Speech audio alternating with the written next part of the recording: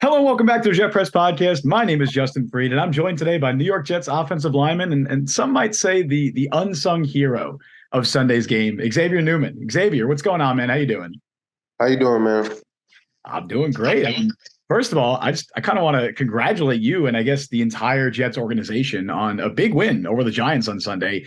What was the vibe like in the locker room after that game? Because I know you've only been in New York for a few weeks now, but as you probably know, the Jets and Giants kind of got like a little big brother, little brother dynamic going on. So what were the emotions like in the locker room after that game? Just everybody was excited that we got the win. Obviously, it wasn't how we wanted to get it, but we just kept fighting, kept going, and ended up grinding it out and coming out with victory. And you did. And let's talk about that game because you were put in, I guess we can call it an unenviable situation, right? McGovern goes down, you're put in the game at guard. Schweitzer goes down, you're playing center. All of a sudden, you're snapping to a guy you don't really have experience snapping to. It's raining. You're going against one of the best D tackles in football. What is going through your mind in that situation? How do you prepare and stay composed in a situation like that? I think it just goes to preparing during the week. Obviously, coming into the game, being a call up and being a backup in the game. It's just preached to prepare like a starter, just in case you're going to get in. And I feel like I did prepare like I needed to in those situations. Obviously, it wasn't an ideal situation, but I was just going back to my training and everything that I prepared for during the week. Now, how much center have you really played in your football career? I know you had some snaps at center in the preseason with the Titans. You started the game there in college, I believe, but how much have you really played center before Sunday's game? I usually get reps in practice. Like I would get some back in college, and now being with New York and when I was in Tennessee, I would get snaps and stuff in practice and do it in practice and stuff. So I was kind of comfortable with doing it. But me and Zach never really got snaps together, so we just was able to communicate with each other and work that out on the fly. Yeah, and unfortunately, you were forced to. What was the conversation like, and where was your head at after that first exchange went poorly, and then you have to kind of pick yourself up and get back out there? Were you talking with Zach on the sideline? Were you guys obviously? I assume you were practicing snaps after what happened. What was the point? Yeah, when it happened, obviously that was something we didn't want to happen, but it did. So, we just, I try to have this a short term memory mindset, knowing like, yeah, okay, I messed up that play, but I don't want it to turn into another play and turn into a snowball effect. So I just put it behind me as quick as I could.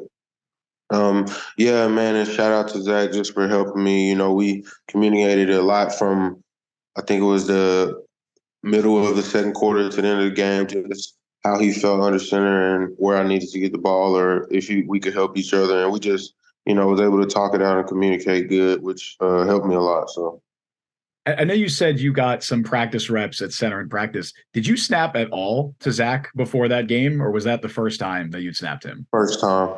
Wow.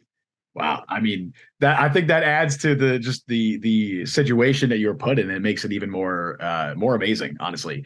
I want to ask you about one specific play from that game, and it's the spike at the end of regulation. Of course, Zach completes the pass over middle of the field to Lazard. You guys got probably 7, 8 seconds to run down the field and spike that ball. So talk me through that entire play. What's going through your mind and what is happening on the field? Just knowing, the situation we were in. So I was just running down the field, looking at the side judge, trying to time up where he was going to be standing because that's where I knew the ball was going to be spotted. And I was just, trying to do what I could for my team to put us in a position to still end up winning the game. And, just that just goes back to training and preparing and going over situational football with the coaches. So. Now, checking with the side judge, is that something that you instinctively knew to do in that moment, or is that's coached into you? How did you know to do that in that moment? Well, just getting taught that, and it's like you go over those situations, but they don't happen all the time. So when they do happen, just making sure we can execute on them when they do. True. And you guys did. You executed, I would say, flawlessly. I found this quote courtesy of an interview you did with Steelers Depot at the Shrine Bowl in 2022, before the draft. You said, when it comes to learning plays, I learned all three, left, center, and right. So if that chance or that opportunity comes where coach goes, oh, I need you to go in at center, it's easy for me. That's pretty much exactly what happened on Sunday. So talk to me about your preparation process and how you could stay mentally and physically ready for basically what we just saw happen against the Giants. I guess it just goes back to, just knowing like having to play all three to be more valuable and versatile. And obviously, like when being a backup in the game, when someone or all three inside positions go down, you're up. So you have to just be prepared for that, knowing, okay, it could be left guard or center or right guard. Absolutely. Now, has there been any conversation with the coaching staff about what the plan is moving forward? Are you going to be practicing at center? Are you going to be starting there? Has there been any indication on what the plan is? No. No. All right. Well, hopefully we find out soon enough, and hopefully, hopefully guys can get healthy and that you're staying out there regardless.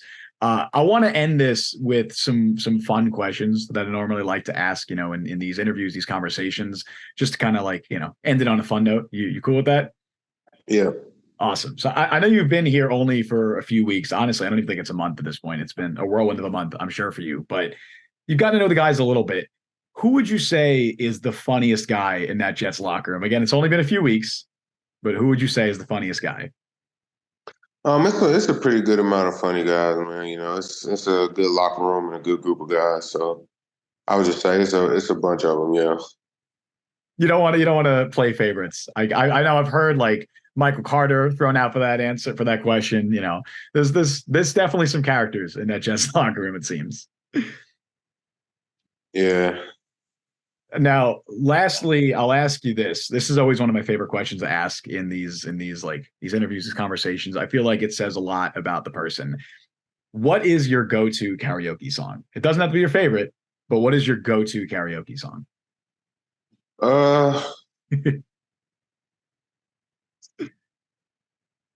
Probably Tennessee whiskey. Really? Okay. I didn't take you for a Tennessee whiskey guy. I like it. That's a good choice. So if someone gives you a mic at karaoke night, you're singing Tennessee whiskey? Yeah, that's my grandma's favorite song. So like I kind of, knowing that, and then I ended up liking it. So I would definitely say that song. There you go. You got the emotional value. That's what matters.